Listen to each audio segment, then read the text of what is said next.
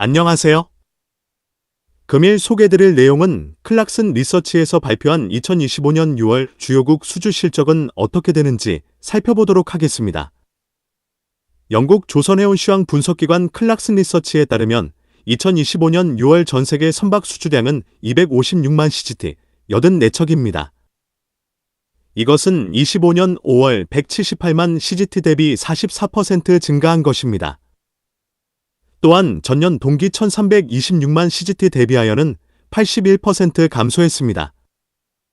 이 같은 통계치로 확인할 수 있는 것은 25년 상반기 선박 발주가 급감하였다 6월에는 다소 회복을 하고 있는 것을 알 수 있습니다.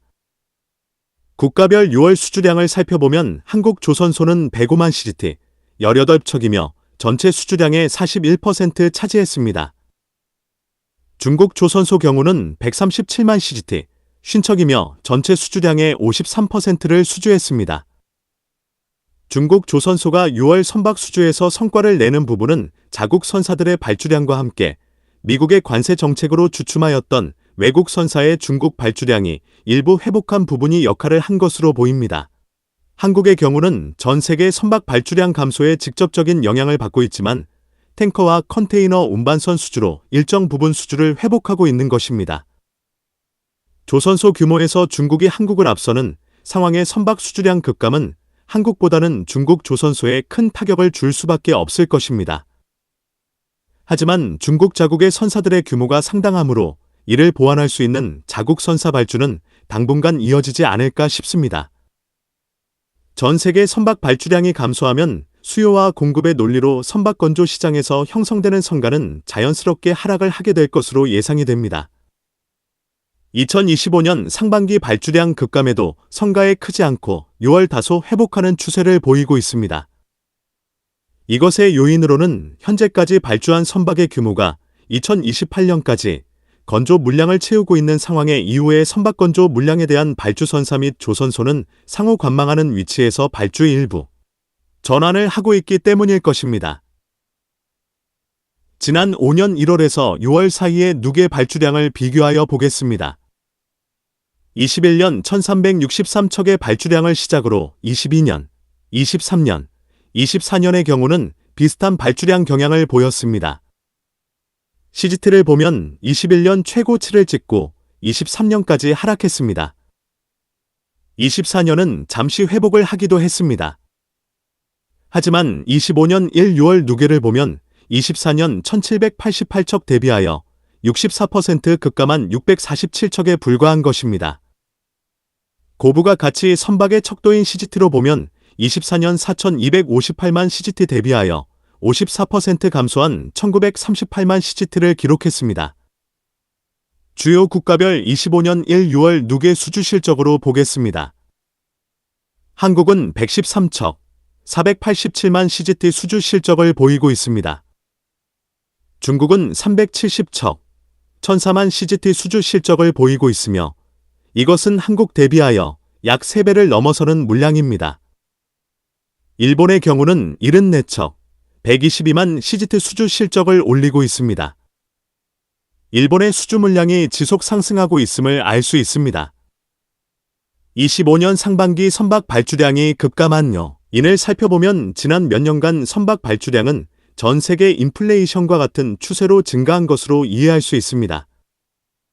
하지만 25년 트럼프 정부가 들어서면서 전 세계의 경제 방향은 불안정한 상태로 급변하여 기업들의 투자가 위축되는 상황이 지속되고 경기 하방의 영향을 선박 건조 분야에서도 받고 있는 것이 지속되고 있는 것입니다. 앞으로 선박 발주는 어떤 방향으로 전개되는 것인지 예상을 하여 봅니다. 특히 한국 조선소의 주력 선종인 렌즈 운반선, 컨테이너 운반선, 초대형 원유 운반선, 셔틀 탱커, 친환경 선박입니다. 렌즈 운반선의 경우는 카타르발 다량으로 선박 발주 후 큰 폭의 증가는 없는 상황입니다. 미국의 바이든 정부 시절 거의 중단되었던 렌즈 필드 개발 허가 부분이 트럼프 정부가 들어서면서 개발 허가가 빠르게 진행되고 있습니다. 필드 개발이 가속화된다면 렌즈 수출이 증가하고 이를 운송할 렌즈 운반선 수요는 동반 증가할 것입니다.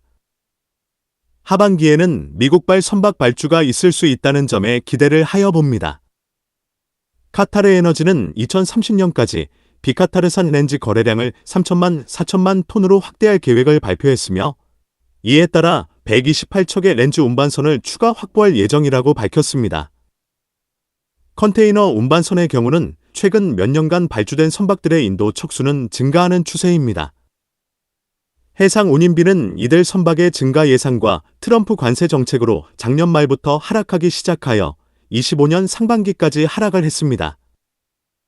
컨테이너 선박의 일반적인 사이클은 선박 발주 증가, 성가 상승, 물동량 감소, 선박 발주 급감, 성가 하락으로 이어지는 것입니다.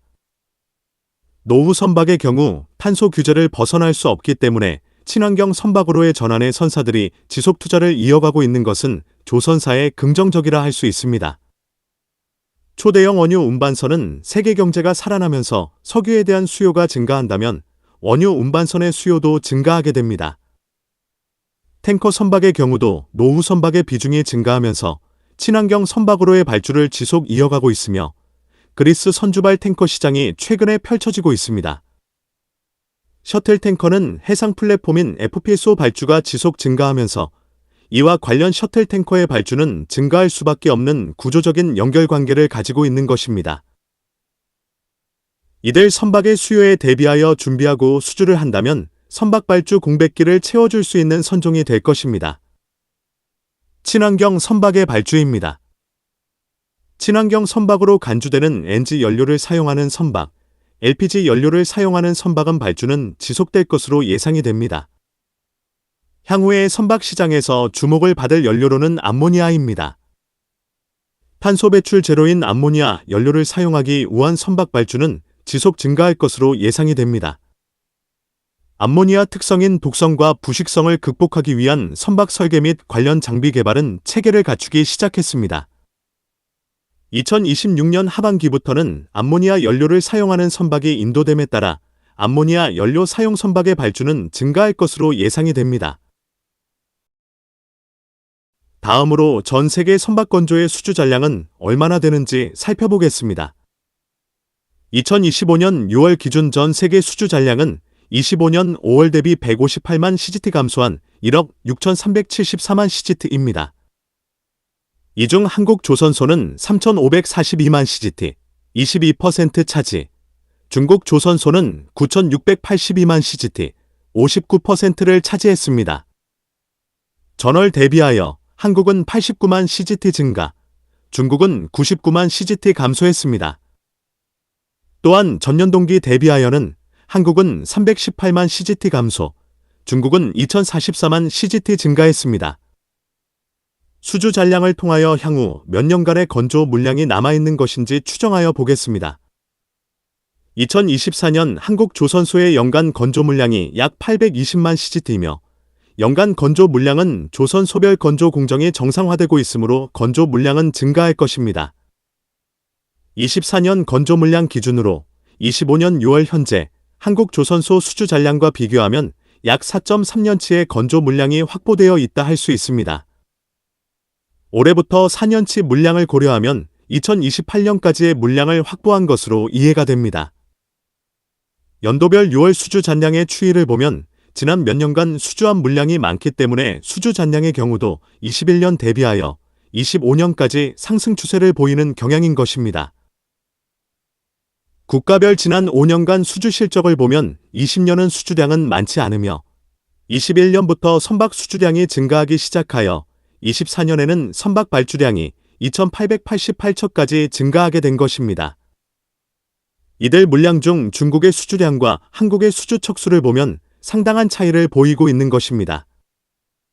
이 부분은 부인할 수 없는 팩트이며 CGT의 경우도 21년부터 24년까지 1월에서 4월 양국의 수주 실적 갭은 평균 1,688만 CGT로 상당한 갭을 보이고 있는 것이 현실입니다. 앞에서 지속 언급된 CGT라는 용어에 대한 이해를 위하여 영상의 글을 참조하여 주세요.